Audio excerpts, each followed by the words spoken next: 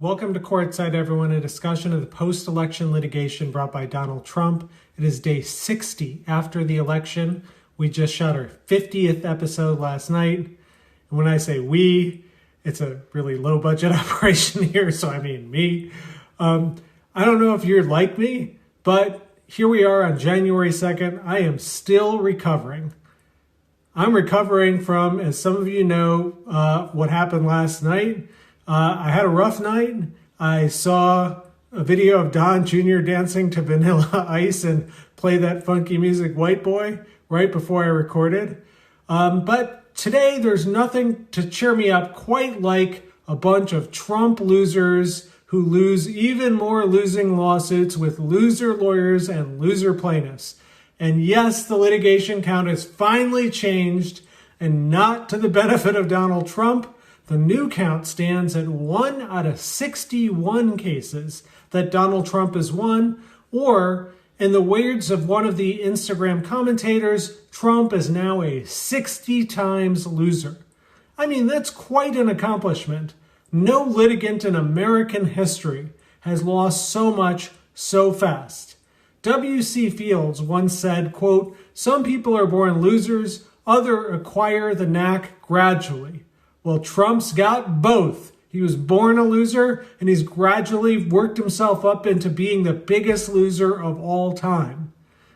Today, we have two intersecting big events. One actually happened last night after I recorded. I know, shock of shock, Representative Louis Gohmert's lawsuit was thrown out of court.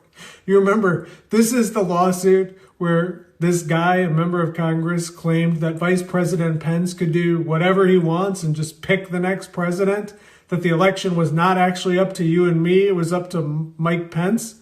Well, I know you won't be surprised to learn that that lawsuit was thrown out, and indeed thrown out just hours after Gohmert filed his last brief, and the judge dismissed this joke of a lawsuit all in a single page. Representative Gohmert, of course, took to the airwaves, claiming how outrageous the decision was, and literally suggesting that the remedy was violence in the streets. I guess that's what happens when you don't have any arguments on appeal. You're a dead loser, so you go straight to the dictator's playbook. The Republican Party has put this guy on the Judiciary Committee. That's like putting Jeffrey Epstein on the Child Safety Committee. Gohmert, for his part, has already appealed this loser decision to the Fifth Circuit Court of Appeals, which I'm sure is trying to figure out just how fast they can deny this nonsense.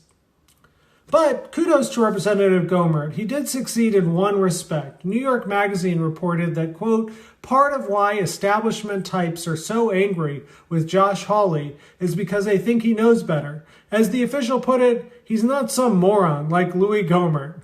So good for you, Louis Gohmert. Unfortunately, and this brings me to the second event, morons are multiplying in our federal government. And dear viewers, tonight we have a real rival to the throne.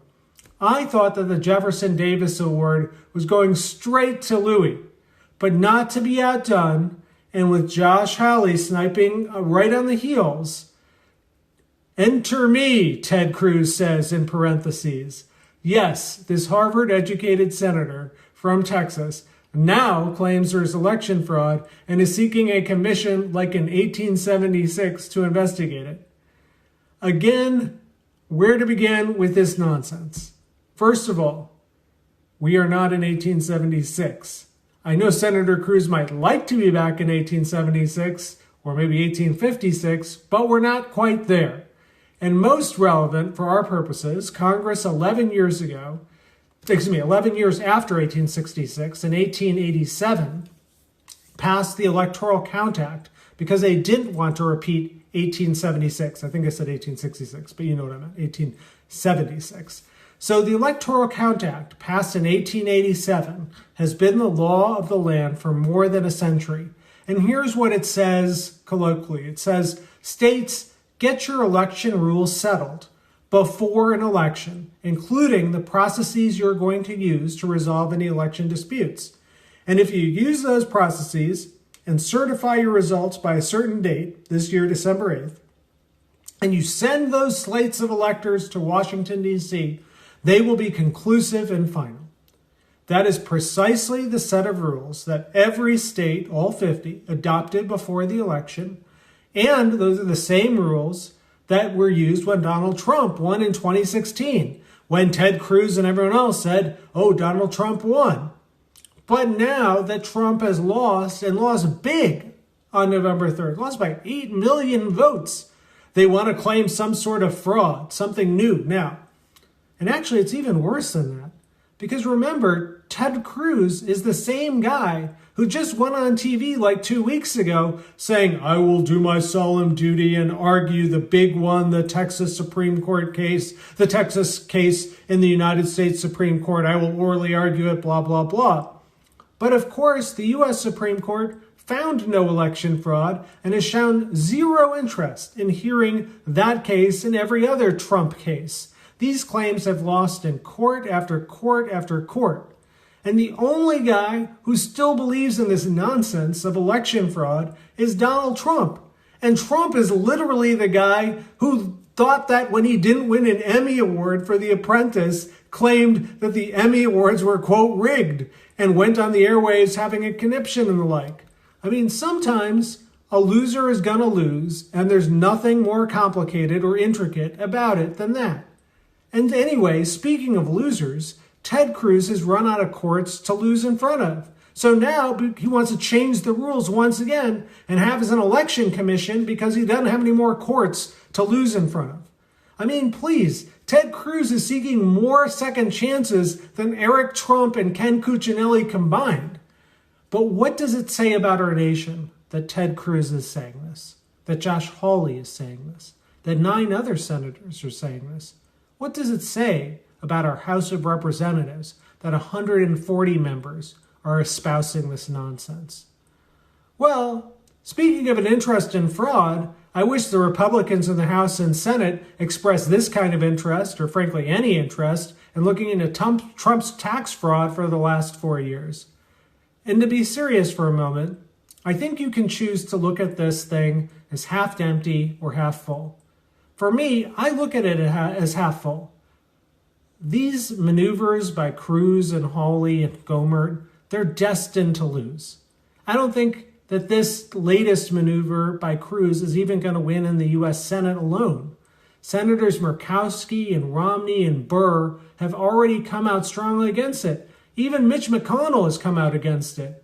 And even as somehow this seditious nonsense took hold in the Senate, it never will in the House of Representatives. And the beauty of that Electoral Count Act of 1887 is it requires both the House and the Senate both to agree before any votes can be thrown out. That's what we talked about on our deep dive last week. At this point, Mitch McConnell is the only person surprised that senators from his party are willing to throw their entire party under the bus for a cheap applause line in the 2024 primary. Once you throw out principle, once you throw out respect for country, once you throw out respect for democracy, once you throw out respect for decency, this is where you wind up.